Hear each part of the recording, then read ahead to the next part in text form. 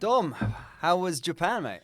Japan was unbelievable, Dan. You know, the culture is rich and it is prevalent. You know, you walk down the streets, it's unique, it's flashy, the people dress unbelievable, top to bottom, you know. They really give effort into their appearance, which I really like. The shopping there was great as well. I think my friends bought about 10 bowls and cups between them. But yeah, you know, Japan is one of the greatest car scenes in the world as well. Had an amazing time hitting up some JDM underground car parks and seeing the GTRs, the R34s, the Skylines, the Supras. Yeah, I'm a big car guy, you know me. So yeah, it was great. Was it worth the hype? Oh, 100%. Did some hiking as well. You know, really saw the rural side of Japan. Yeah, we got all mixes going on, you know, so it was really cool. But Top favourite thing? Oh, it's got to be the R34 Skyline experience. Yeah? Man, this cool Japanese guy. Didn't speak a lot of English, but doesn't matter.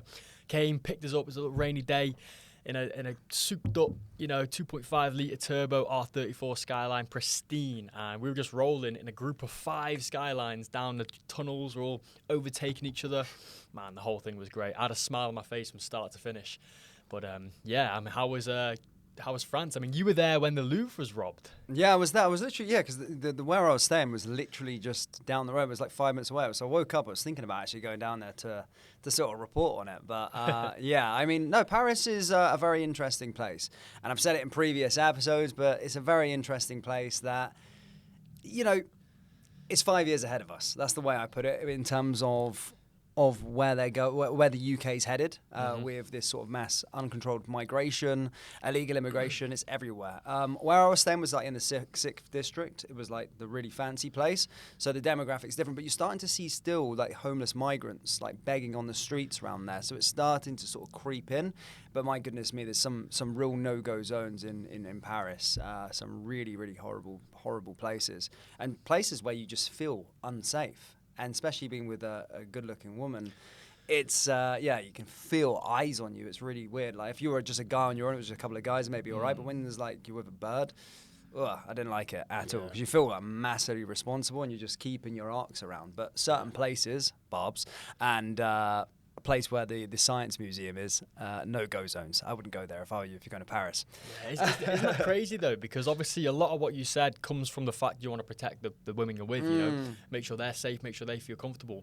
And yet a lot of women are actually kind of on the pro-migration train. And it's almost like a suicidal empathy. You know, they have empathy for these people who actually hate them and want to, you know, do horrible things to them. Suicidal empathy has been a very, very key word over the last couple of weeks anyway, especially in New York as well with Mamdani, which we're going to get to very, very soon. You've got a big piece for us. But should we talk about the state of our country, United Kingdom? There's a lot to discuss, as always, Dominic. But, guys, back in the studio, as you can see.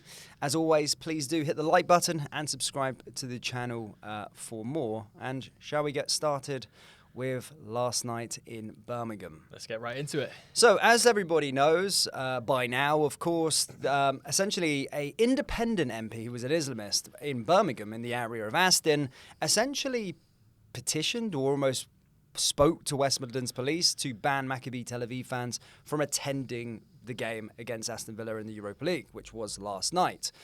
They got their way. West Midlands Police bowed down to Islam as always. And the scenes we've seen yesterday suggest that it had nothing to do with football whatsoever. So they were making out as if it was about, you know, we can't have these hooligans, these football hooligans coming into Aston and causing trouble. But have you seen some of the scenes that erupted yesterday out there? Yeah, I've seen a few of the clips. Obviously, politicising sports has no place in our country, you know, regardless of what your opinion are of Tel Aviv and of Israel. Yeah, we want to make sure that they're safe and okay to come over and enjoy watching their team play against the mighty Aston Villa. But not only did it, obviously none of the Tel Aviv fans attend, but I did see a record low amount of Aston Villa fans attend as well. But this is the thing, because the way that the media and the way that the Islamists at this thing were trying to say was that they were the Aston Villa fans. They were trying to say that they were the Aston Villa fans.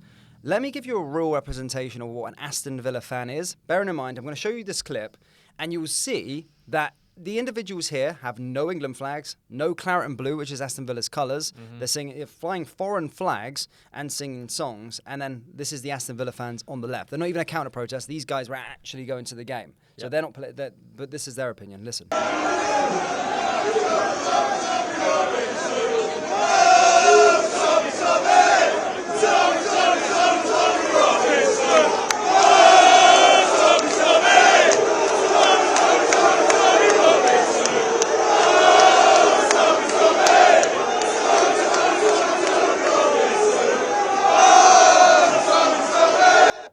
So they're all the Villa fans, because you can see the guys with the shirts on, the scarves on, and bearing in mind the counter-protest was put into a pen somewhere down the road. So they're the real Villa fans, the match-attending Villa fans. These guys here didn't go to the game. They were just there solely for a protest. And I want to get into some more clips as well, because it just shows you how shocking this really is. So, all about football and keeping Aston Villa fans safe. And, all about Aston Villa. Watch this. Every match that the barbaric Israeli establishment or their teams are at, we will be at. Takbir! Allahu Akbar! Allahu Akbar! Jesus. Shouting that. But what do you notice there? Not a single English flag, all foreign flags. Iraq's all foreign there. people as well. Pakistan's there. Palestine's there. Yeah, as you said, all foreign people. So as you can see, every flag of an Islamic country, this is not about football, this is an Islamic territorial display. It's true. It's a show of power. It's a show that they have occupied an area of the UK and they are pushing their political agenda on to, innocent football fans. Well, it gets worse because this guy outside the stadium, bearing in mind, this is a protest all about football, We can't have Maccabi Tel Aviv hooligans. So they're not Jewish people. Maccabi Tel Aviv hooligans, the football firms, being in and around the area, and of course they want whatnot. But listen, it turns into a hate preach. And listen to the irony in this video. I was picking it apart earlier. We'll pick it apart afterwards, but just listen to the state of this guy. Here today, they are not welcome to Aston. And let me tell you, Tommy Robinson, you call yourself a loyalist to England, yet you support the away team. You do not even support the Aston Villa team, and you refer to yourself as a nationalist, a loyalist to England. To all those far-right clowns, is that you call yourself loyalists to England, but look at this, a Muslim crowd has arrived here, majority Muslims, of course it's mixed, but many Muslims have arrived today to support Aston Villa football, to support the Aston home team, that they win. And the reason for this is that your Israeli diaper force, your so-called IDF, which should be dismantled, your state, your so-called state, how can you be a part of the European Championship when you're not even based in Europe? What is known as Israel is not even in Europe. It's an admittance from you that you are actually a European occupation of Middle Eastern land. Similarly, you're a part of the Euro Song Contest. Why are you a part of the Euro Song Contest? Because Benjamin Netanyahu, if you take a DNA test, you will find you are not Semitic, you are actually Polish. You should pack your bags and go back to Poland. All those Tel Aviv. Two things here. Firstly, they're supporting Aston Villa, but they're not at the game. So they didn't go to the game. They just stayed outside the stadium and protest. So they're not there to support Aston Villa. Otherwise, they've been singing Aston Villa songs right now. Nothing, and no colours, no flags of Aston Villa, all Palestine flags. Then the irony for this, what do you think of Benjamin Netanyahu saying, oh, he took a DNA test and it suggests that he's Polish. Pack your bags and go back from where you came from. What the hell are you doing here? You literally do a DNA test for yourself. And where are you from? Pack your bags and go home as well. Like, what is he going on about? The irony in that. If that's the game they want to play, hey, we can play it. Yeah. We can play it all day, If that's the rules of the game, then surely he should be on a one-way flight back to Syria land. Surely he should go to Pakistani land, Exactly. As if he rehearsed those lines in the mirror and actually went, I'm going to say this. Yeah, that's going to hit the crowd. That's going to go off. Like, as I said, I know, Benjamin Netanyahu amongst our supporters and everybody else is a bipolar. I'm just taking that away from him. But I'm just saying the irony in this to say something so outrageous like that. whilst occupying another city in a Christian land. It's wild, right? Because they say that, Britain has been invaded and we're a land of foreigners and this and that, and we have no sort of heritage on this land. We share a unified European identity with our European brothers, with Sweden, with Germany, with France. We have a collective identity. We're different. We're not the same. Yeah. But we have a collective identity and it works. And yeah, there's been obviously migration through the last, 2,000-3,000 years. Obviously that's going to have happened. But his cheek to say that Tommy Robinson is a foreigner in this land is absolutely, it bewilders me. Surely he should use his own logic and book a one-way flight back to wherever he came from. It's shocking, but this is what they were there. So they weren't there for football, even though they were trying to portray that they were. They didn't go to the game. The stadium was relatively empty, except for the Aston Villa fans, and the actual Aston Villa fans didn't want to go because they just couldn't be asked getting caught up in all this crap. Yeah. And I feel sorry for the Aston Villa fans. You might be an Aston Villa fan watching. I know Aston Villa fans. They're just working class lads. They're British lads from Birmingham. The country, their city's completely a shit pit, no fault of their own. But those guys that were shouting Tommy Robinson, they were the Aston Villa fans. But we're seeing that the loudest voices, these people petitioning and making out as if they don't want the Maccabi Tel Aviv fans in town. It's a football game. Regardless, I don't care. If you're a football fan, you should be allowed to go and see your football team play, regardless. Yeah. I don't care where you're from. If they're in the competition, you should be able to go. I think it's shameful how they're almost parading as Aston Villa fans and saying that this is what they want. They're almost like hijacking the rhetoric of Aston Villa and using it for their own sort of political biases. None of them went to the game. No, they didn't. None of them are dressed in Aston Villa or shouting the Aston Villa songs. All they've done is been like this kind of agent provocateur. They've kind of infiltrated this movement and sort of hijacked it for their own political purposes. And I think it's clear to say, obviously, the actual real Aston Villa fans that went to the game, that went to the stadium, they were chanting Tommy Robinson. Exactly.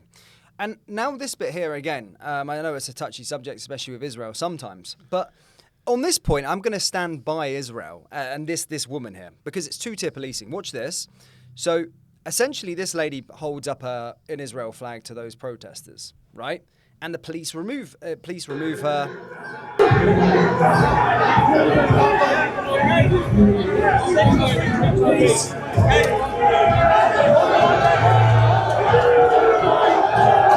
So she gets taken away. But hear me out here, right? The police do nothing with those flags. Now, it was a football game between an English club and an Israeli club. So on this occasion, an Israel flag is actually allowed to be there at that game, and there should be no problems. The other guys, they've not got a St. George's flag, despite them being on Aston Villa side. They've got all of the Islamic countries' lands and flying those, but nothing happens to them. She holds up a flag of one of the teams that's playing at the game, and then she's the one that's thrown away by the police. Why are the police not dealing with those issues? And who in the police sanctioned there to be a protest outside the freaking stadium? Exactly. Outside the stadium. The only side I'm seeing who are acting as hooligans right now are these protesters. It's not the Aston Villa fans, nor is it the the Israeli fans. Yeah. And it's crazy. If you go to a Palestine FC game in the World Cup, I'm sure you're going to see a lot of Palestine flags there. Yeah. Are they going to ban them as well? It's a just clear example of this two-tier system that we live in. And it comes from the threat of violence. That's where this all stems from. The fact they're in masses, they're all blacked out in dress, and they're all chanting, they're all there as a unified force. That threat of violence means that if you come with an Israeli flag and you try and counter that, the police have to take the Israeli flag, or they think they have to, because they think the threat of violence is going to come from the Palestine, from the Muslim side. So the threat of violence stops, the counter protests and stops these people from supporting their team. Yeah, but it's like it's a part of the bigger picture in terms of pandering to this certain ideology within a Christian land, which is what a lot of people are getting irked about. It's super frustrating to see it time and time again that West Midlands police forces, politicians, etc., and we'll get on to Nigeria later, where there's been silence from our government because it's going to offend who the only sort of ideology that they care about within the UK of offending. And this is certainly the same sort of case here again last night. And there was a lot of arrests. But again, we don't hear Sadiq Khan coming out and saying anything, Keir Starmer coming out and saying anything. But when someone rocks up to a Unite the Kingdom protest, when there's up to 1 million people there, then all of a sudden 20 people get arrested. Oh my God, it's the end of the world. 14 got arrested out of 9,000 tops. Yeah. That's a crazier ratio. So Yeah. surely that's more. That's worse. Well, you're speaking to a brick wall when you try to explain per capita to one of these lefties.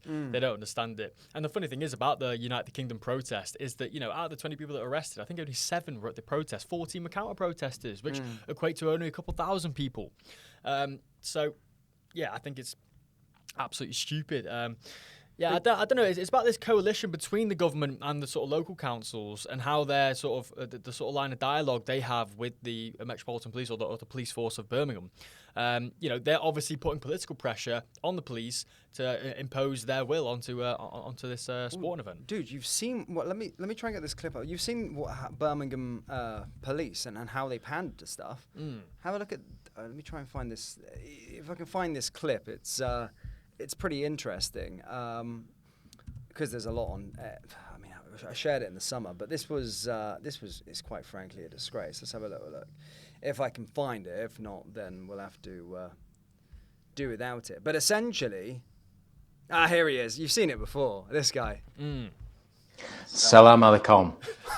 Good morning, everyone, and thank you to the leaders and elders that have afforded me this opportunity to speak to you personally. The reason I'm speaking is to underline my commitment on behalf of the organisation to protect all the communities across the West Midlands. And in particular, I want to underline that message to your good selves and your congregations. And that's very, very acute to me, having seen some of the scenes that have played out elsewhere within the United Kingdom. I know because we have policed events over long. But yeah, you get the point. But what I'm trying to say is that's the same police force. It's certainly trying to pander towards it. And Birmingham is infiltrated. People talk about London being infiltrated. Birmingham's the worst place. Birmingham's an absolute shit pit. The last time I went there was 2013. I've not been back since. I actually went to see Black Sabbath once, funnily enough. Nice. It was a good night. I was 17. Nice.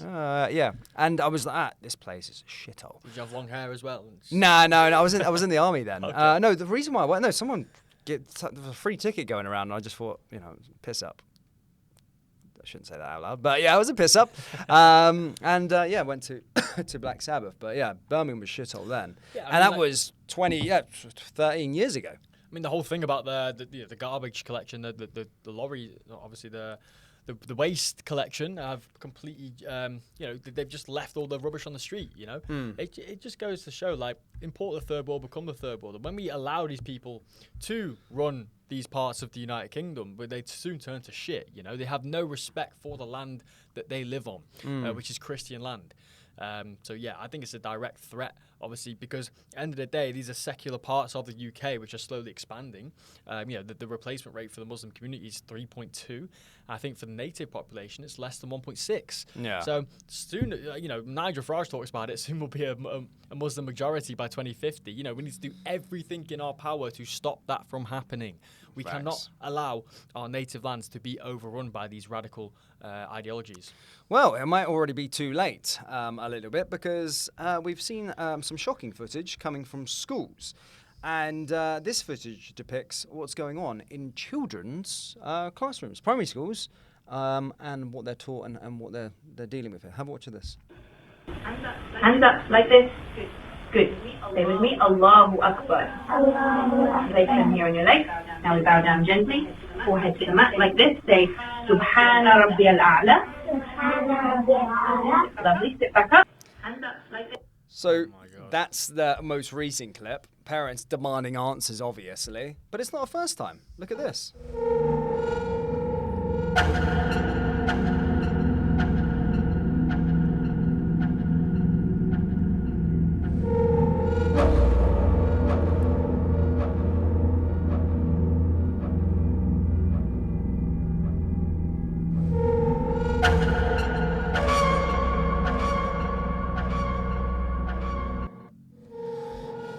Now, I don't know if you were ever taken to a mosque when you were in school. Mm-hmm. Were you? Yes, we were actually once. in primary school, funnily enough. Actually, in my last year, but it was voluntary, and you had to have parents' permission. Okay. And when we went there, and I can assure you now, it was simply about. It was a segment where we were trying to understand or learning around different things, but we did none of that activity that you've seen depicted in that video. It was just kind of going in and seeing, like you would go on holiday and see temples and stuff like that. It was kind of just going to see what it looks like inside and then come out. And we did the same kind of thing for Buddhists, but certainly wasn't like that. Not and like the actual prayers. No, there was nothing like that. No, it was nothing like that, Yeah, dude. There was nothing like that. It was like you just went. It was almost like a sightseeing. You went to go see it because that was it. But that's as far as it went. You weren't indoctrinated into it, and you weren't carrying out those kind of activities. But it was voluntary. It was like a school trip, so to speak. But you didn't have these teachers here. Look, I mean, look at this lady. Yeah, very beautiful.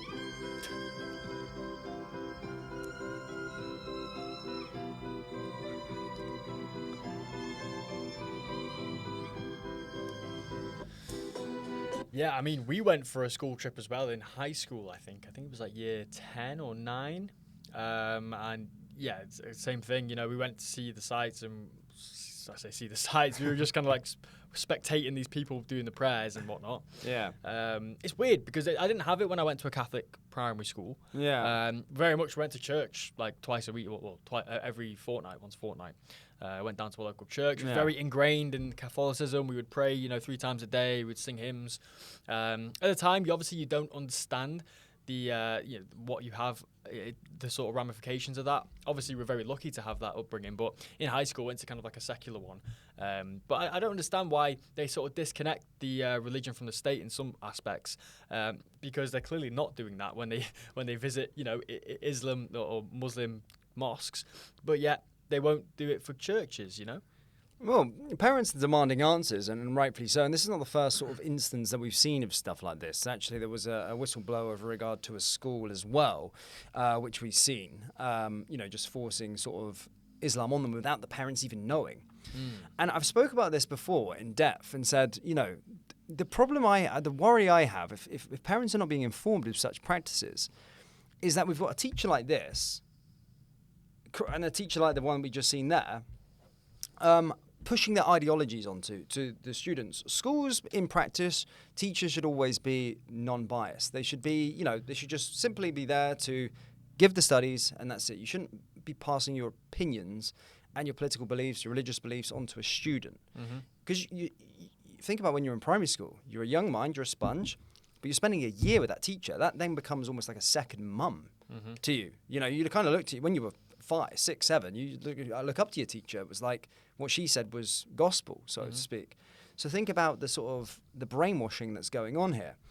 And say your point. I was just going to say, this goes into the indoctrination that's being pushed because, as you say, kids are more malleable. Their brains are more plastic. They're taking in more information and it kind of holds with them. And if they're being indoctrinated with this sort of radical ideology from an early age, well, it's very hard to sort of change their ways when they get older. So that's why they're so focused on targeting the kids. It's the same aspect as to why the LGBT movement is targeting kids as well. Exactly. It's because they want to infiltrate them at a young age, make that their identity, and then, it's so hard to let go of your identity as an adult because it's already formed. Exactly. And that goes us on to keeping on to schools. And something that's crazy here as well is that teachers working for Orion Education reportedly told kids that Reform UK equals fascist. Lesson materials linked to the party to hate and xenophobia, even placing Reform besides the BNP and Nazis on the political spectrum. As a teacher, I've said this is a guy's opinion, as a teacher of 17 years, I'm stunned that this is what's being pushed in British classrooms. Since when did education become political brainwashing? Now, Dom, have a look at these images here. This is what children are now being taught. So as you can see, Reform UK down there. Some supporters do have some extreme views. Title, how can political lead to extremism? So they're just, as we're talking about children here, they're seeing a picture of Richard Tice here, And then they're using extremism. Activities that reject British values like mutual respect are fully intolerant towards others, reject democracy as a means of governance, or reject existing social order. Saying that's what apparently what reform are, which is complete fabrication. But you're saying this to children. To understand the views of Reform UK and how they have influenced far-right and extreme views. To explain the impact of the rise of the far-right and extreme views in society and why this is a serious concern. To identify ways young people can remain safe online against extreme content. So they're already telling them from a young age, these people are bad, these people are evil, and think about it. 2029 is the next election. Labour are in the dirt, right? But they brought the voting age down to 16. Now, propaganda and PSYOP begins at school. So when these individuals get to 16, and the ones that are already in the school system now, they have been PSYOPed for the last 4 years when that election happens, that reform equals bad. Reform equals evil, reform equals Nazi, reform equals this. So the only way, and they're going to push pro-Labour down the pipe as well. And this is a scary time because this is how they're trying to manipulate the youth to try and win votes. And this would be against the parents. The parents won't know about this. This is just happening. And then you're going to see a disconnect between a child and its parent saying, yeah, we've been told at school that you're racist, rejecting their parents' views, etc. And that's how they're going to try and win an election, all with the situation with regard to bringing illegals in. Yeah, I mean, that's one of the main criteria as well. Obviously, you've got the indoctrination of the young generation, plus lowering the legal voting age to 16. But then they're also importing millions of people that they're probably going to give asylum and indefinite leave to remain, and then allow them to vote. These are all the playbooks of a fascist regime. Yeah. They're really trying to steal the election because they know the threat from Reform and other right-wing parties. The zeitgeist has shifted now. The Overton window has expanded, and people are allowed to talk about the issues that are causing the decline of the British nation. And obviously, government funded propaganda to like sway voters. It should be illegal, Dan. Yeah. It should be absolutely illegal. It's just classic playbook from left because they know that they're losing. We saw it obviously in the 2024 elections with the Democrats, how they tried to ship thousands and thousands of illegals to these like really low population states in order to swing the votes. We saw it in New York and California, where they're not allowed to show ID. They're not allowed to take your ID when you vote. You can say anything. As long as you just tick the box that you're a citizen of the UK, they will count your vote. So, I wouldn't be surprised if something like that happens That's in the what UK. will come into the UK because it's whatever we see that the Democrats do is usually the playbook for the rest of the left-leaning governments in Europe. And that's what we could see. And Keir will come up with something. As he said with digital ID, that you need to show this to stop illegals. He'll come up with something. I don't know how he's going to play it in terms of not showing ID, but there will come a time where he will say it. He will go, we want to encourage more voters. And people feel scared that they need to show their ID because they don't want to be assigned with a political thing, especially with digital ID, and we don't want to, expose what people are voting for. So from this day on, to encourage more voters in, we will now make it non-mandatory for you to show your ID to vote, so you don't feel scared to vote. So he'll brainwash the whole thing, and that's when the illegals that are coming in at the fucking boatload and the lorry load and the individuals that would just be shipped in during 2029 that are on holiday, you coming from Pakistan for a holiday? Oh, discount tickets to come to London for a couple of weeks. Here's 20% off your hotel. Here's 50% off your hotels.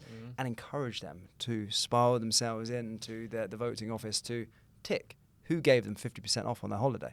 Exactly. And they use this type of rhetoric like, they don't have access to the same resources that other people have. So, we can't be discriminatory against poor people just because they don't have an ID. Well, last time I checked, every person who I know, whether they're up, white, black, yellow, purple, whatever, they all have IDs because it costs £25 and you get it in 2 weeks. They try and like guilt trip you into saying, you want to make it easier for access for poor people, right? Well, no, I want to secure, obviously, the legitimacy of the next election. And if you don't have an ID, that means you can't vote. If you're not a citizen, you can't vote.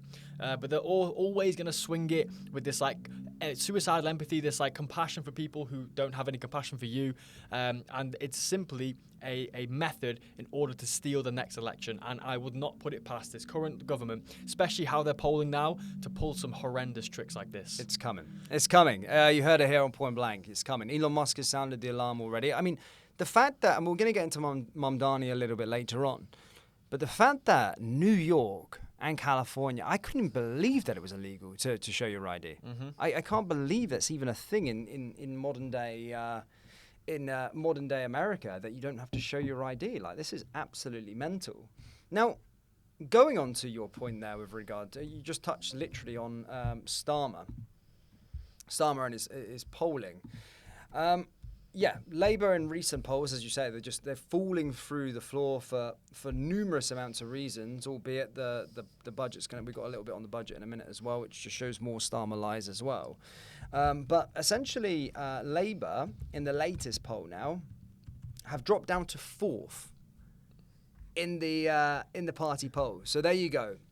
The Tories are now above Labour in the opinion polls, and these are very accurate polls, Dom. You know, they're very accurate as to what's thing. As you can see, Reform 33, right? Mm-hmm. Cool, right? I can believe the Greens. Look at the Greens and where they are. God.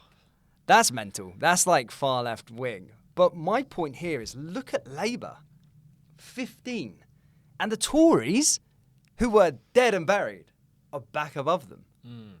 That just goes to show how bad it's going for Labour. Yeah, I think, you know, if it was a two-legged race between Conservatives and Labour, Conservatives would win the next election. But yeah, it's not the case anymore. But still, that's bonkers, and that comes through a lot of different things. Obviously, Keir's currently out in Brazil. Did you know that? I didn't know that. And basically, yeah, he's out in Brazil at COP, and essentially flew 5,000 miles to go to Brazil. To tell everyone that they shouldn't be flying around the world, and that's all he said in his speech. As I say, not as I do, right? Yeah, exactly.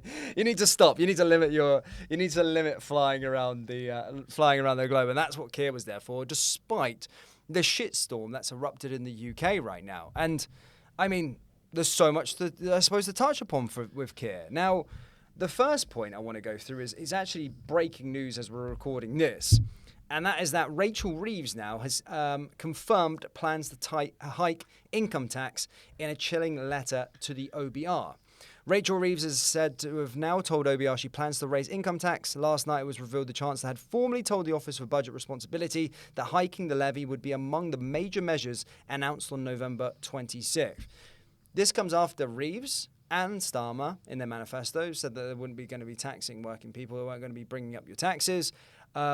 After the disastrous budget that was meant to be hard decisions last year, we've now come into a situation where, again, they said they're not going to put up taxes, but as we approach the budget in 20 days, taxes are going up on working people. Hold on, Dan. Wait, are you saying Labour politicians are lying? I know it's hard to believe, Oh my Dom. God. I know it's hard to believe, guys. Shock news. It's a shock. It's a shock, I know. My life is a lie. I don't know where to go. I mean, you know, Schuber's asked these questions over the last couple months, you know, Are they going to raise their taxes? Are they going to raise the taxes? And she kept kind of like dancing around the question, right? She, I don't want to, say anything before the budgets get released. We will make the appropriate changes to, this and that. Well, she's just lying through her bloody teeth. I refrain from swearing here. I'm quite emotionally charged at this. Tax is a major issue. I think it's why a lot of people are leaving the UK.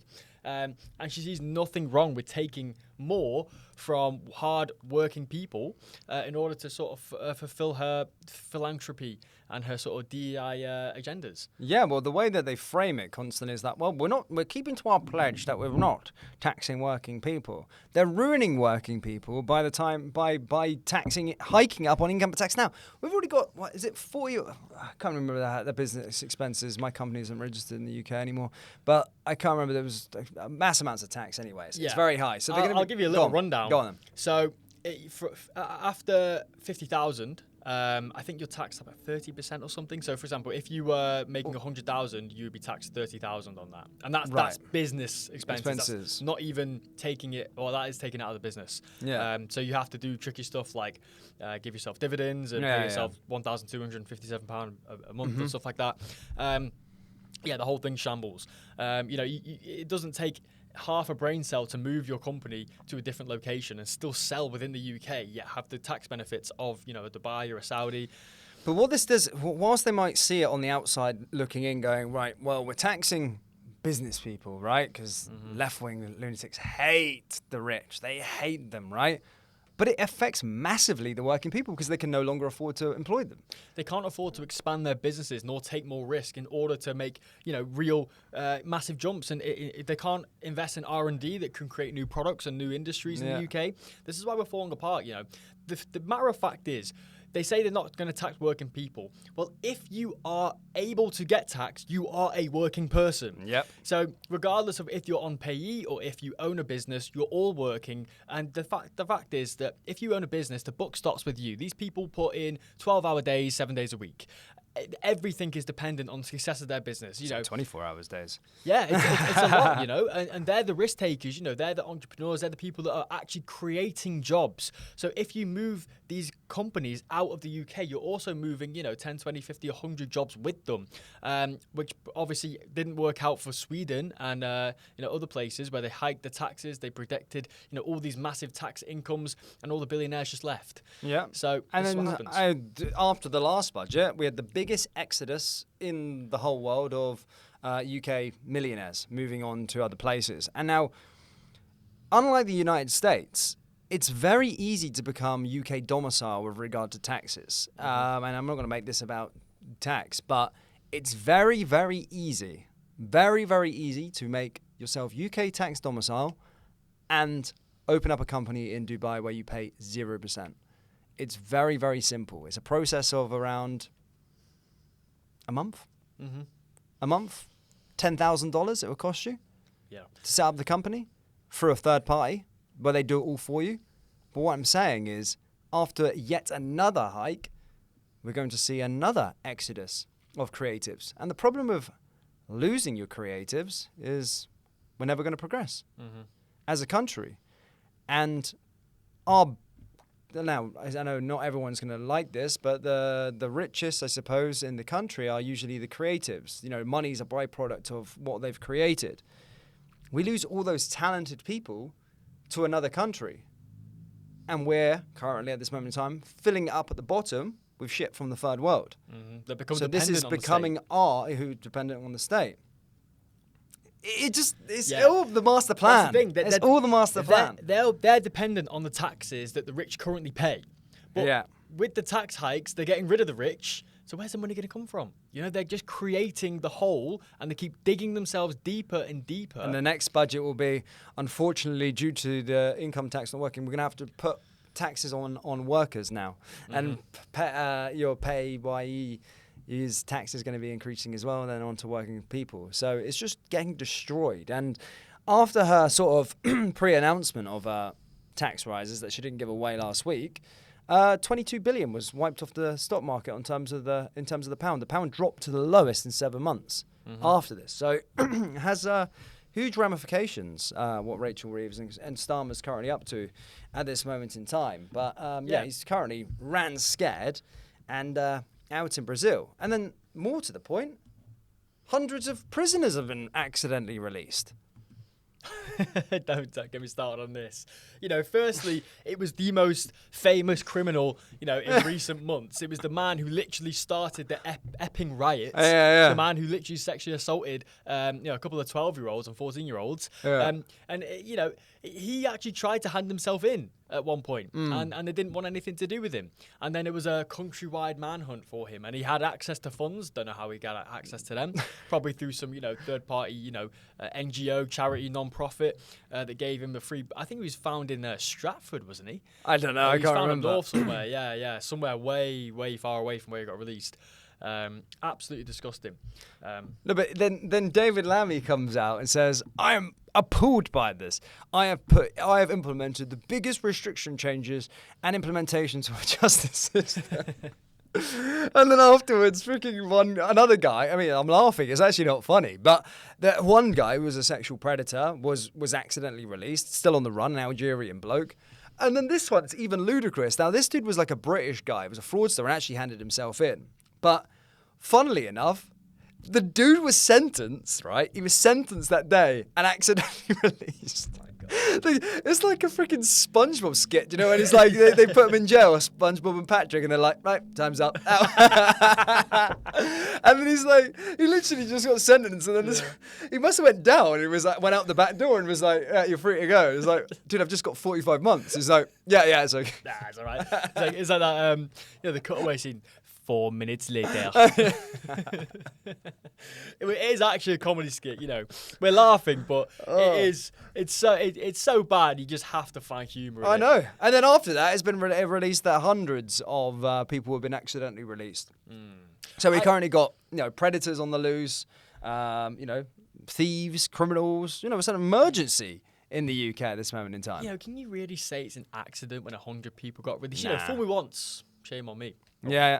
Fool me once, shame on you. Fool me twice, shame on me. Fool me 100 times, we don't have a saying for that because you don't get fooled 100 times. How on earth can they accidentally release hundreds of violent foreign criminals? And, again, we're talking about the resources to get them people back. An administrative error is costing thousands and thousands of pounds to find them all again.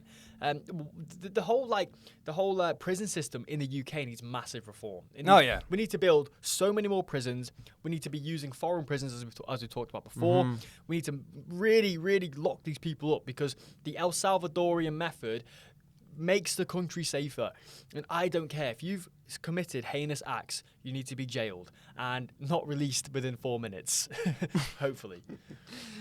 It's bonkers. And then David Lammy was obviously, did you see that PMQs? I did. Yeah. It was a disaster. It was the worst thing I've ever seen. But funnily enough, do you know what he said after all this was revealed?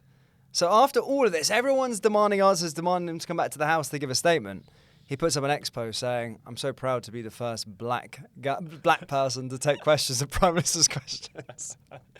That's important. Yeah, that's all he said. It was like the whole world were gunning after. The whole UK was gunning after him, and he goes, "I'm proud to be the first black man to take questions of Prime Ministers." It's like, judge me of the content of my character, not the colour of my skin.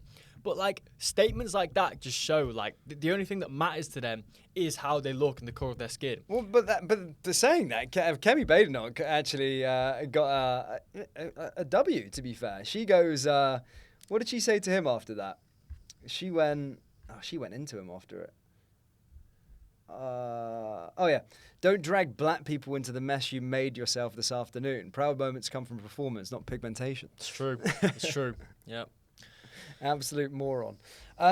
Dude, we got some more stuff, right? So it's a bit of an Islamic theme today, isn't it, actually? But we've got a fed up news host torches Islamists live on air after a shocking outburst. And that coincides with another revelation, actually, with regard to baseball bats and money laundering of the same guy, which we're going to get into in a moment. But should we just watch this clip of this news host just dropping the hammer on this individual? Let's go get it up quickly.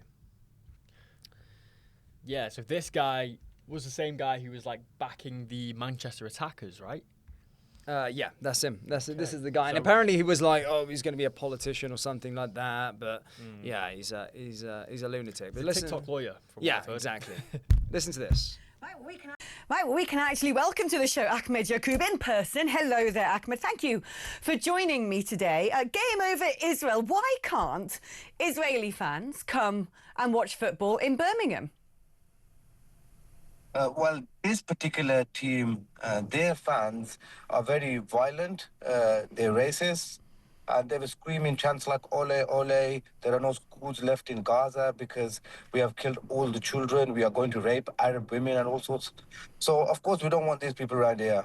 Would it be fair to say, then, if you have people who look at, let's say, the horrors, the disgusting crimes of rape gangs, saying, well, that's it, we shouldn't have the Pakistani cricket team coming to the United Kingdom?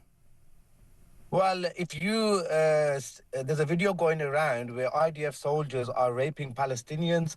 And I've seen, look, I've just come back from Israel. I've seen videos of October the 7th and what Hamas did. Yeah. But you saw the video where the IDF are raping Palestinians. But what's that got to do with an Israeli football fan? You just mentioned something about rape, so I'm going back to But does it not seem a little bit like a form of apartheid when you are saying in Birmingham that this group of people are not allowed in? No. It's the Israeli regime that is apartheid regime.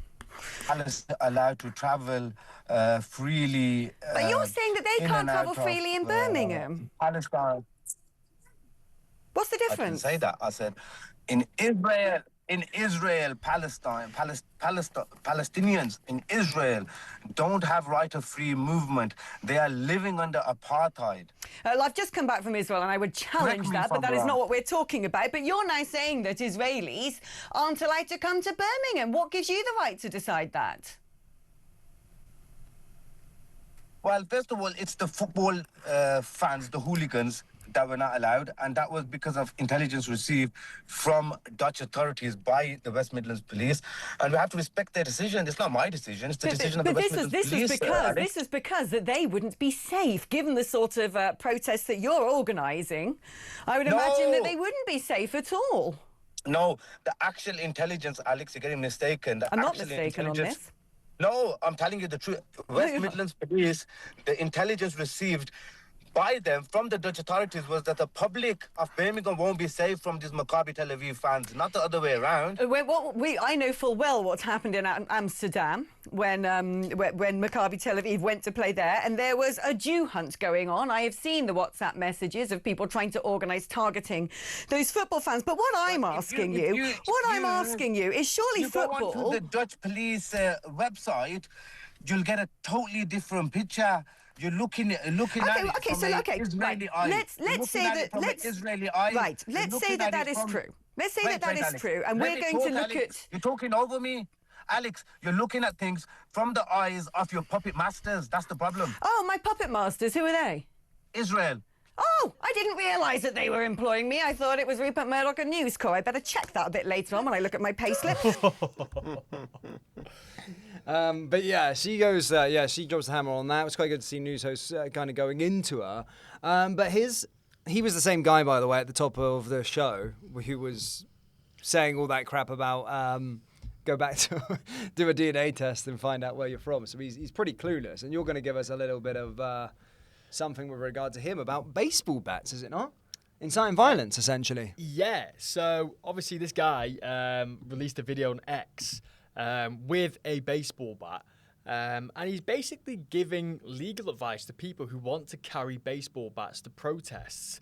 I mean, it's kind of indirectly said, he said for every offense, there is a defense. So he's basically goading his followers to commit offenses. But if you have a baseball bat, make sure to have a glove and a baseball in your boot as well, and then you're fine, and then you're okay.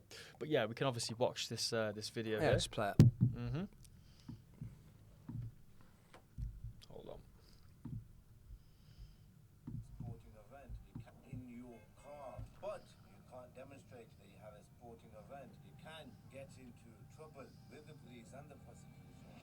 See yourself in court for possession of an offensive weapon. So if you do have a baseball bat, for example, for a sporting event, then make sure it is clear and you have other equipment with it as well. Otherwise, it will be difficult for you to show that you have a reasonable excuse to have this bat. Always remember, there's a defense for every offense. So this is a solicitor who's running these protests, has an ideology, essentially giving legal advice and encouraging individuals to bring such weapons to these events. And he was one of the guys that was campaigning for them to be sort of banned, the Maccabi Tel Aviv fans. But my point on that, well, lastly, just quickly before the Maccabi just got to come into my head about it, is that if it was about Maccabi Tel Aviv fans, right? In terms of the supporters, right? And they're saying the hooligan fans. And the West Midlands Police said that it was a minority of them. Every football club in the UK and abroad has ultras and has football firms. And there's organised fights all the time. Doesn't matter who it is, Celtic, Rangers, Liverpool, Chelsea, Millwall, West Ham. Within the United Kingdom, they all have hooligans. They will have ultras, and there is organised fights that they are carried out. So by the West Midlands Police's logic, surely then every away fan now will be banned in the rest of the UK because they have hooligans and people that are fighting.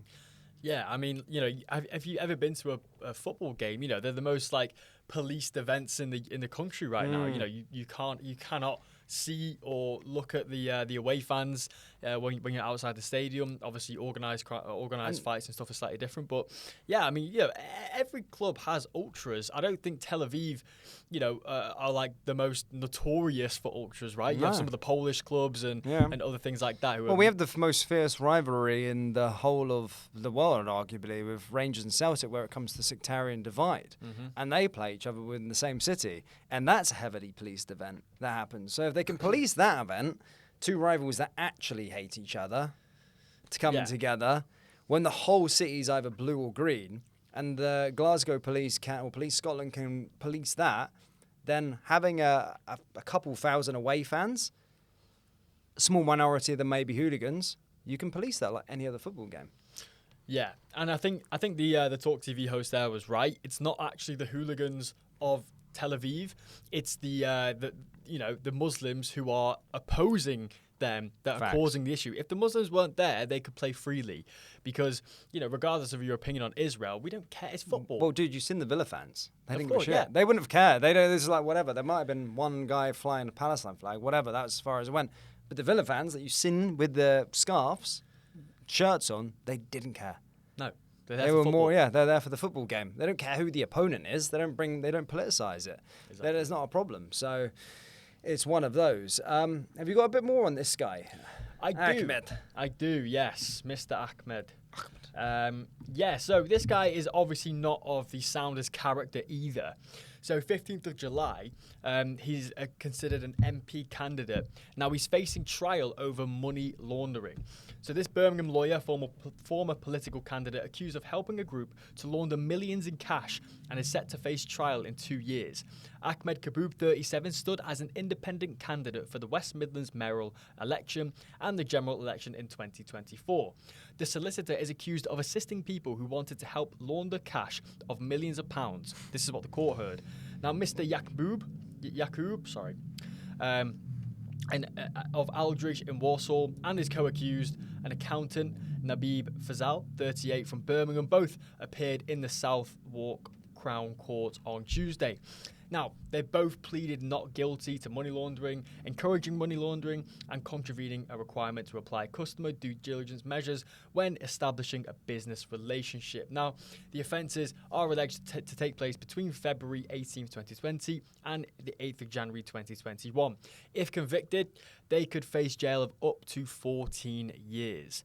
So, this is the guy who is apparently of sound character, sound enough to be making these sort of massive sort of cultural decisions in Birmingham, and yet he's literally accused of money laundering millions and millions of pounds.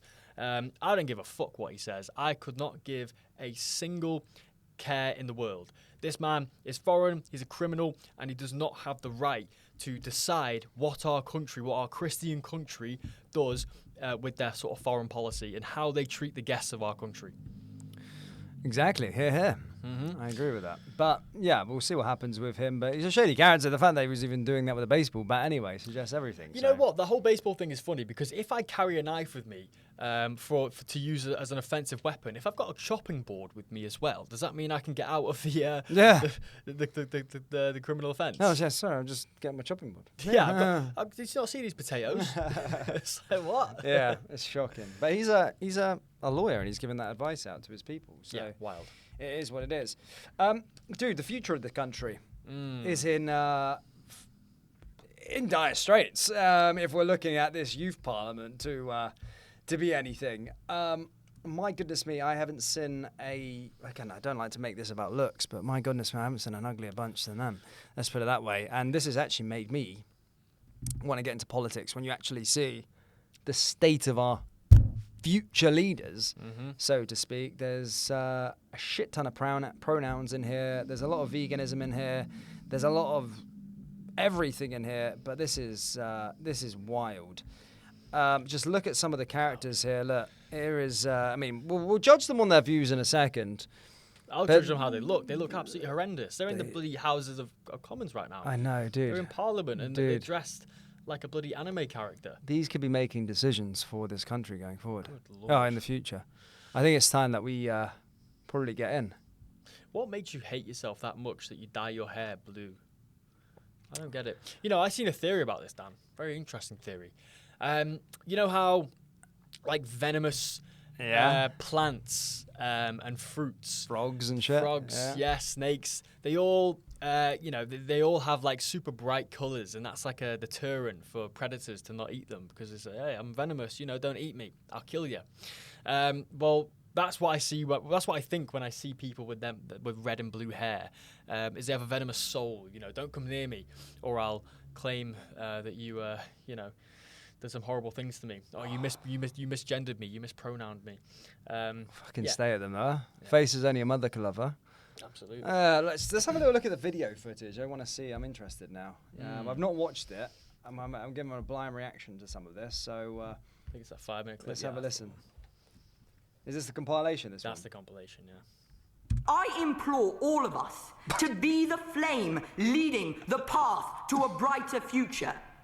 Today, our fire will not burn temporarily, but will herald the dawn of a new morning, a new tomorrow, a new future, where you, where I, where our constituents can step up, stand up, and be heard. Depression and anxiety are severe issues, and it is so important that adults listen to young people when they are struggling with these kinds of issues. It has also been proven that early intervention helps allow adults to help to support young people. Look at the guy on the right there. Give them the resources, and it improves the effectiveness of the treatments they are being given if they are caught on early. I'm she, her, and I have mid-length black hair, and today I'm wearing a maroon top which has white polka dots. This debate has made one thing clear. The housing crisis is not a future threat. It's a present reality for the young people that we represent. People may think that changing plastic straws to paper is going to be enough to fix it, but it really isn't. We have people complaining every day about how hot the summers are getting, but they're doing nothing to help with the climate change. In fact, they're getting in their car and they're going 10 minutes down the road, and that's an easy walk. People think that we're doing things, but we're not doing enough. There's not enough being done to help with our climate. They're complaining about these small things, about litter on the ground, but are they picking it up and putting it in the bin? No. They are doing nothing to make this change, and they're expecting everyone else around them to make it. But this change needs all of us to put input into it. The cost of living in the UK, especially rent, is a major barrier. Studies show that 64% of students struggle with housing costs, and 7% have faced homelessness. International students face added challenges, such as needing a UK-based guarantor or paying a full year's rent upfront.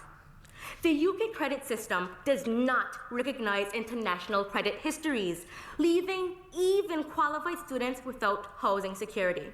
In Guernsey, we take pride in empowering our young people, giving them independence like riding a motorbike and responsibility through work from as early as 14. Yet while we urge them to step into adulthood, we too often forget to give them a space to simply be young.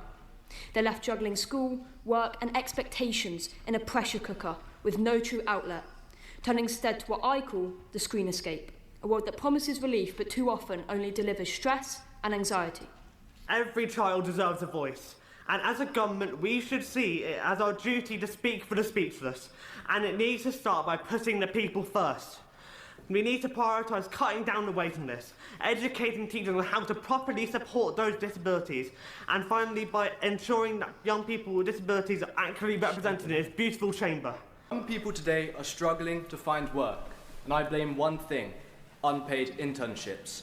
How is it that a young person struggling to live on a low household income can afford to work when every single job is given away to someone who is richer than they are simply because they don't have to be paid? The lament echoed by a generation of disillusioned young people, unable to access opportunities they deserve, unable to turn their dreams into reality, embittered by injustice. The barrier? a single train fare. The world is full of opportunities, work experiences, summer schools, competitions. But what's the point of opportunities if you can't even reach them? Transport to work experience and competitions is a right. Everyone has potential, yet only a privileged elite with reliable and affordable transport can make a difference. For years, we have talked about the issue of knife violence and the detriment it brings to our communities. But we forget to mention the fear that drives it. We forget to mention the fear within the 15-year-old boy who carries a knife because he's terrified of being attacked or not fitting in. We have talked about gender-based violence, but not the girl who looks over her shoulder every minute because she is terrified of the footsteps that might follow her home.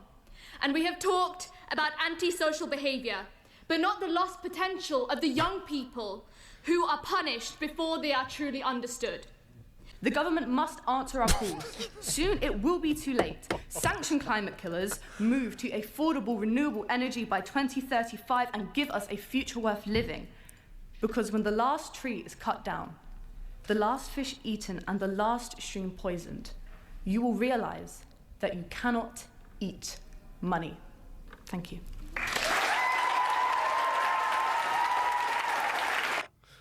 Dude, there's so much to talk about. Like, that last girl, that was like some fucking Harry Potter extra. Honestly. Dude, right. What was the context of that? Is that an opposition and a...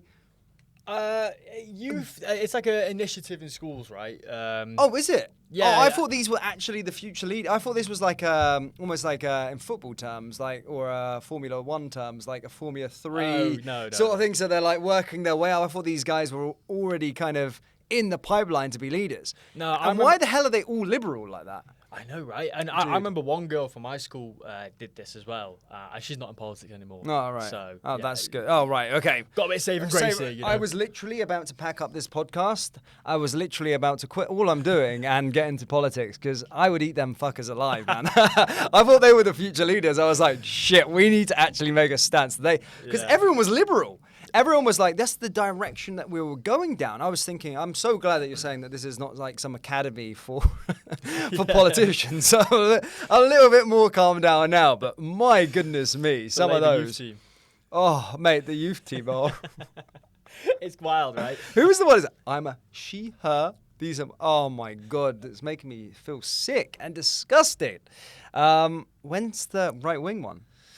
I want to see some of the young. Where's the young people giving some of the nice populist views and seeing what's happening? Or just not fucking libtards. Where's the like centre? Where's the normal people? Why is no one normal in there? Why has everyone got like come with a deficiency or a problem? Why have they all got baggage with them? Why have they all got pronouns that they have to announce? You know, why have they all got these crazy piercings? There was one girl who had like fangs almost. I was about to pause it and say she looks like a rattlesnake.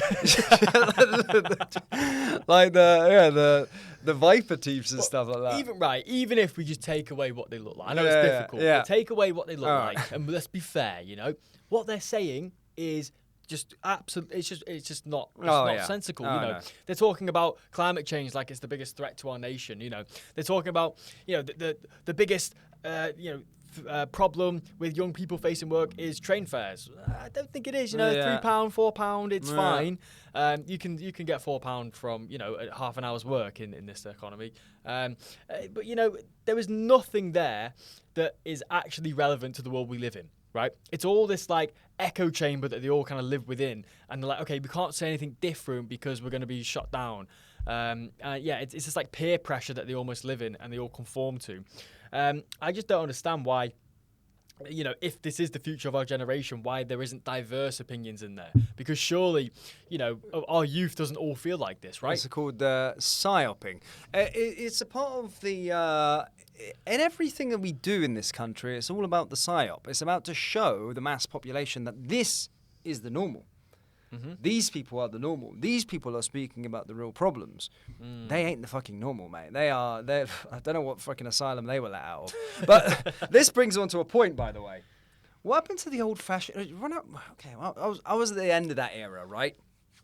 Those individuals were... like Democrats, Labour, left-wing politicians were all people that were bullied in school. You know what? Those are American jock bullies. Like, those people wouldn't exist if those American jock bullies from the films were still cutting about. Those people were well lined out and straightened out. You know, I'm not endorsing mobbing or anything like that, but certainly there was a time in which that these people wouldn't exist in that form. You know, those weird ideologies that she was doing, and one had a cat nose, I think. Those individuals would have been, you know, ironed out. They may have thought they were being a little bit weird, but they'd have been ironed out and they would have, you know, come normal over time. But in our country now, it's like, you know, protected species, these people. And they think that they've got a time and a place now that they've actually got in their head that they could potentially run this country one day. One of them, we walk in there today, you know, I'm liking this. I'm liking the reception. I think I can make a change. I'm just thinking, that girl with the fangs, her pronouns are his and her. But you know what it is? We need to bring back shame. Yeah, shame. We need to bring back shame. There's no problem with shaming. I love public shaming as well. They were great. That's the best type you of know, shaming. I was, you know, in school, you know, I was, you know, school, you know, I'm a nice guy. But, you know, if there was I was a part of my friendship group, if there was someone acting a little freaking weird, we would make sure that they knew about it. Yeah. And certainly they wouldn't be weird anymore. And we don't end up like this anymore. And there's a lot of things to be said about the old-fashioned 90s American jock bully. Get them back. I mean, this world wouldn't exist. It'd be like, you'd have a field day going into a school with these people, man. Exactly. You know, if you're walking around with a cat tail and fucking whiskers, you know, you deserve to get verbally abused. I think that's fair. I think that's an insult to some of the predecessors gone before, like Winston Churchill, that these individuals are even cutting about like a cat in the Houses of Parliament. This should be a place of protection, but only the best of the best get in there. We know that's not the case, even in our parliament these days. But, you know, it's a downhill slope. Like, you've already seen the Labour MPs that fill up the House of Commons, and they're actually politicians. Compared to 10 years before that, there's a massive change. So this is our change coming our way. And I urge, if you guys, if there's any young people watching, or if you got children, and they got some good views, they can speak well. Get involved. Get involved, because that's what you're up against, man. I'll eat them alive, man. All of them. Yeah, you know what? They might be plenty, but they're not organised, nor are they smart. No. You know, you could really wipe the floor if you actually had a head about you. And the thing is, you're right. Just the way they're dressed, it's just disrespectful to the forefathers. It's like they don't care, nor do they, you know, believe that the history exists, and they have to kind of like respect the history that come before them, respect the men and women who have obviously entered the Houses of Parliament. You know, it just shows as to how they're dressed and how they look, that they don't care. You know, they don't care for the conservative nature. They don't care to respect the people that have walked before them. You know, they stand on the shoulders of giants. They're talking about all these petty issues, you know, picking up trash, plastic straws. Yeah, plastic straws, train fares. But like, that is not even like in the scope of things that like the UK has of problems. Yeah. It's not even like on the radar right now. We don't need more fucking paper straws. We need to sort the housing, sort the energy, you know, deport. We need to have strong borders. Like, these are the things that make a nation. And yet they're talking about these like tiny little semantic issues. I just think it shows how disconnected they are from reality. They're absolute idiots. Bro, we've spent a long time on the UK, man, and we've got quite a lot of stuff to kind of still get through. So buckle up, ladies and gentlemen. We're going into America, United States. I love getting into the US. I love Donald Trump. You seen the clip with Cristiano? Love him. Cristiano Ronaldo coming out on Piers Morgan podcast saying that he wants to sit down and chat with Donald Trump. We were talking about this before. Yeah, that would not have happened 8 years ago in 2016, 2017. No chance, you know. But this is the type of zeitgeist, the sort of Overton window that's moving now. People think that he is the man that he says he is. You know, Cristiano described him as a peacemaker, and that's what he is, you know. He gave him a signed jersey as well, and said that they want to sit in the White House. So he wants to sit in the White House with him to promote the World Cup, which is in 2026, but talk to him about everything. And, you know, Ronaldo's cut from the same cloth as Trump, really. You know, hard work, determination, consistency, all of these kind of things that in different sectors, but both have got to the top of their fields. And arguably, I'd say both of them are probably the two most famous people in the world. Yeah, Debate, I mean, definitely. who's more famous out of those two? Or have you got a in the a sporting wild card? In the sporting sphere, obviously, it's got to be Cristiano. No, but worldwide, current. Oh, it's got to be Donald. Yeah, it's got to be Donald. Yeah, I don't think Cristiano right now, disagrees. I think it'd be between Elon and Donald. I don't think Elon's in that category, mate. Really? Nah, you got to think about. Okay, right. You're thinking about Donald Trump, right? He's the president of the United States. Yeah, famous.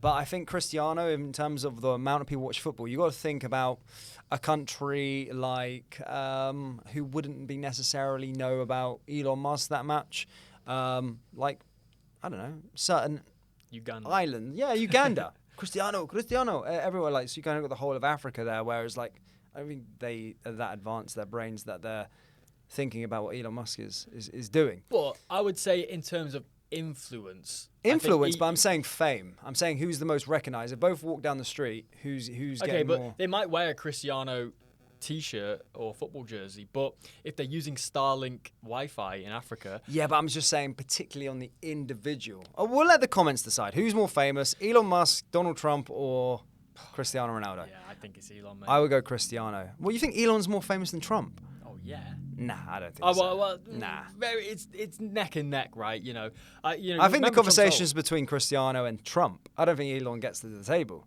Wow, in all that's a honesty. massive In all honesty. In terms of fame, we're talking about fame. Okay, but who will history look down upon? Yeah, but that's not what I'm saying. Yeah. But surely that has relevance. But Cristiano as well. First billionaire footballer, broke every single record, first player that will get 1,000 goals. Yeah, but not all these everyone's things. into football like that. Obviously, it's the biggest sport Are in you the world. into basketball? Do you know Michael Jordan? Well, yeah.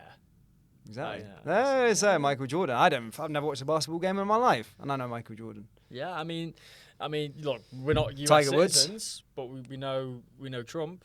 Yeah. But what I'm saying is, when the rockets start flying, you can get to Singapore in half an hour. We're talking current though. I just think I'm an Elon fan, Yeah, I'm an Elon fan, but I'm just trying to make an argument. Well, let the comments decide, guys. Who's more famous out of those three, worldwide? Or if you've got a wild card for us, who's the most famous current person alive right now, in this moment? Let us know in the comments. But sorry, we were on a bit of a thingy there. But America, the US, and who are we talking about? Zoran. Oh, sorry, for fuck's sake. Oh, I thought my blood pressure was going down a little bit. Zoran Mandani, Yeah, mayor of New York. Yeah, I just want to start by saying, 2001, biggest attack on US soil, 3,000 people dead by Muslim jihadists. And less than 25 years later, clearly that's not in the public consciousness. I saw a really interesting stat. I think it was people who had been in New York for 5 years or less voted 80% for Zoran. People who were there for 10 years or more voted for Kumo. I think his name's Kumo. Yeah, that's right. Yeah. Excuse me. It just shows the people who are actually New Yorkers, who live there, born there, bred there, they're voting not for the radical, Democrat, socialist, Muslim, and obviously because they felt the effect of the massive terrorist attack. Now, I've done a little bit of research about sort of Zoran and what his heritage is, where he comes from. So he was born in Uganda to parents of Indian descent, and he emigrated to the United States at the age of 7, which means that he's not eligible for the presidency, which is really good. Yeah, we don't want any of that near the right. president. So his dad is a political scientist and professor. His mum is an Academy Award-winning nominated filmmaker. So that was really key in his rise to fame. Is he had his mother, who literally makes movies for Disney.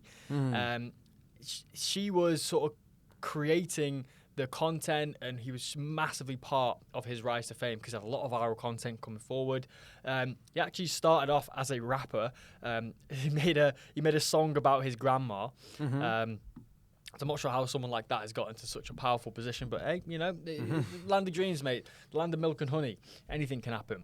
Now, he's really fought throughout his sort of political career for affordable housing through rent stabilization and rent control. He worked as a foreclosure prevention at a non-profit, and that was primarily focused on empowering low-income South Asian immigrants in Queens, where he assisted families facing eviction and homelessness by negotiating with lenders and providing financial counseling. And he was also key in ending cashless bail.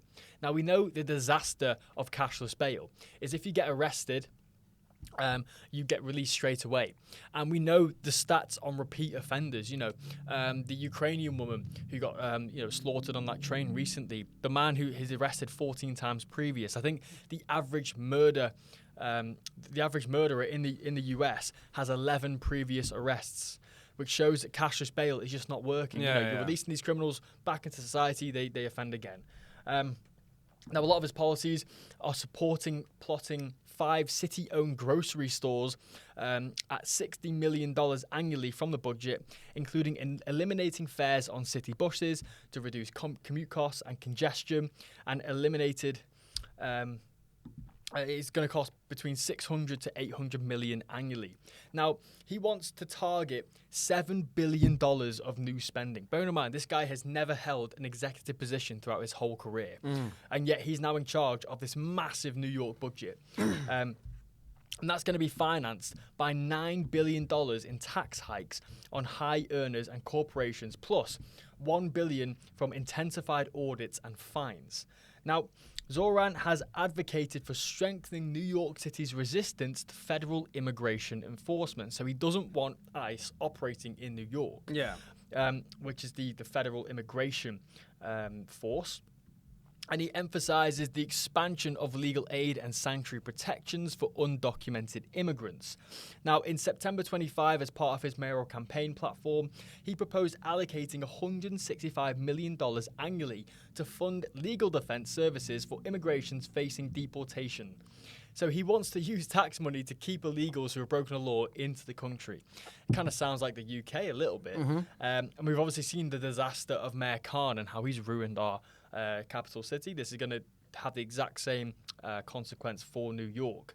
And he's also framing this measure as a Trump-proof, to sort of Trump-proof the city.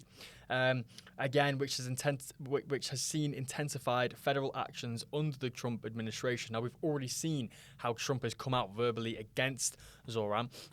Trump made his millions in New York as billions, as a construction megamine. And clearly he holds that city quite close to his heart. Well, in his speech, he was like, we want to stop the rise of people like Donald Trump.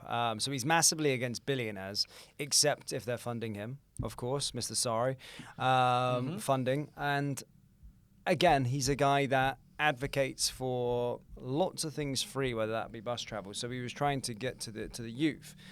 But as you've seen this, following his win, this is what he had to say. He admitted, so despite campaigning on the fact that things are going to be free and all this stuff's going to be free, here's him grifting and asking for donations. Good morning, New York City, and thank you. Last night we made history, and today we begin the work of making a new administration. Welcome to the transition. This is the period over the next few months where we build a city hall that delivers on the promises of our campaign, to make New York City affordable and to make government accountable to the people it serves. As we prepare to govern, we'll start announcing the leaders who will help implement our agenda. People like deputy mayors who oversee entire areas of government, and the commissioners who carry out the critical work of city agencies. These appointments will be driven by excellence, integrity, and hunger to solve old problems with new solutions. Talking to organizers on the front lines of the fight to improve our city, government veterans with proven track records, policy experts from around the country and the world, and working people who know better than anyone what our neighborhoods deserve. And this will be a period, like the campaign we ran and the city hall to come, defined by transparency. Because New Yorkers deserve a government they can trust. On January 1st, I will be your mayor. New Year's Day, and a new era for this city. Oh, and one more thing. Remember how I told you a few months ago to stop sending us money? You can start again. This transition requires staff, research, and an infrastructure that can meet this moment. And it will be made possible by the people who built and believe in this movement. So I hope you'll make a donation at transition2025. Nah, I'm not giving him a plug there, but essentially you get the point. He is grifting and asking for money again, despite pledging on these promises. Well, they can't basically make things free straight away, despite him saying that. And when I get your thoughts, quick, this is the people that voted for him, and I make this no offense to the women here, but he preyed on a lot of these women have no idea, and this is danger to America. But listen, watch this. Who do you guys think is a bigger threat, Trump girl or Mom Donnie? Probably Trump girl. Yeah, why? Because she stands for all that Trump stuff. What's all that? All that yucky, scary, yucky, racist Trump stuff. Okay, and what do you like about this dude? You know, he stands for the opposite, at least based on what I've heard. He definitely does. One stands for capitalism, free markets, less government, and the other one stands for socialism, more government. Down, yeah, for sure. So you like socialism? Yeah. All right. Where has socialism worked? I just put together what's going on. What's going on? No, I got it. Who's making a video? Where has socialism worked well? Honestly, I don't know enough to be able to answer that question, but What about Venezuela? How are they doing? I can't say that I've read much about Venezuela recently. Yeah. Cuba? Who do you think is more for gay people? His supporters or Trump supporters? Definitely the Mondani supporters. He came out in support of LGBT people, but his supporters tried to cancel him for that. Did you know that? Certainly not me, and I'm one of him. I'm all for Mondani. What's your favorite policy of his? I don't know enough. But you're a supporter and you don't know his policies? I'm just a sort of a general, go-getter. Getting rid of all gay people and you didn't know that. Well, that'd be crazy, but I would probably hear about that one. But I appreciate you guys. Would you support him then? No, I would. He is a Muslim. You guys just keep saying that. So that's one of the audience, and then I think you've seen this because I sent it to you the other day. This one. Are you planning on voting for Zohan Mamdani? That's just a pledge for support. Absolutely. Amazing. And then I just have to read you at least 3 of his policies. Take 2 seconds. Very aware of them already. Oh, and you like them all? Yes, okay, I love them cool. All right, so you're cool with taxing whiter neighborhoods? Yes. Are you white? Yes. Do you think that's race baiting? No. Really? Yeah, it's fine. Who cares? Okay, he's openly discriminated against Italians, but whatever. I'm Italian. Yeah, dude, literally, honestly, pizza's not even that good. Okay, and then he won't sign Holocaust remembrance legislation. Do we need to remember? Yeah. All right. Okay, cool. Thank you. Yeah, have a nice day. Thank you. It was insane. So this is the individuals that have voted for this guy that have no idea, and this is the problem of liberal people, is that they're not educated. They try and both of them give off a front that they're educated on what they're voting for, but it's like the pro-Palestine mobs and all these things. It's about popularity and trying to be politically correct and being psyoped by their TikTok influencers. They get their information from TikTok, from another girl. A girl will be talking about something like, we need to do this. Selena Gomez, you need to do this. And then they psyop their brain without doing any research to see if that actually politically aligns with them, which it doesn't. And then they make their decision based on it. Yeah, they're basing it off TikTok campaigns like Hot Girls for Mandani. Yeah. No, exactly. It takes 2 seconds to realize how can a guy who's a Muslim want to protect women's rights. It doesn't make any sense, right? Because if you look at Sharia law, you look at anywhere in the Middle East, anywhere that has socialism, they're all failed experiments. And communism, yeah. Yeah, He's exactly. more of a communist, this guy, right? Yeah, 100%. And, he can talk about how he wants to, make bus fares free and, provide city food stores to undercut competition and stuff like that. It's all just like that socialism propaganda. And he also called to defund the police many, many times. So he wants to make the police a little bit more less powerful. Which will see high crime, carelessly enforcing the law. The place will turn into a cesspit, and I've been to New York, it's a bit of a cesspit anyway. And then, as a result, the billionaires will just leave. Dude, we're going to tax the rich more. They just leave. Look at the UK, they'll just go. It's dude, what's going to happen? Who does he think? And then he's going to be like, me again, one more thing. I need some more donations to keep these bus fares free. So those bus fares free that you were paying for, you're actually paying a monthly subscription now, $100. So you can get a bus fare for free. Elon has a really good say on this. It's making things government run. It's like the DMV, it's like you wait in line, it's so inefficient, they could do it in 5 minutes, but it takes 5 hours.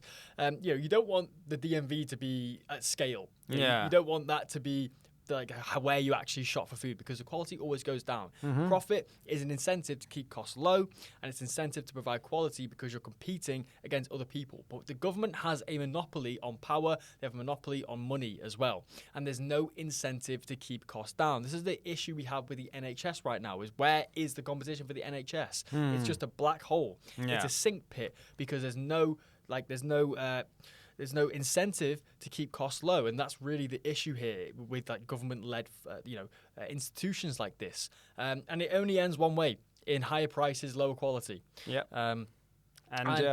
They can sort of look through this like rose tint lens of, oh, he's a socialist, oh, he likes gay people. How could a Muslim like gay people? It goes completely against the teachings that they follow.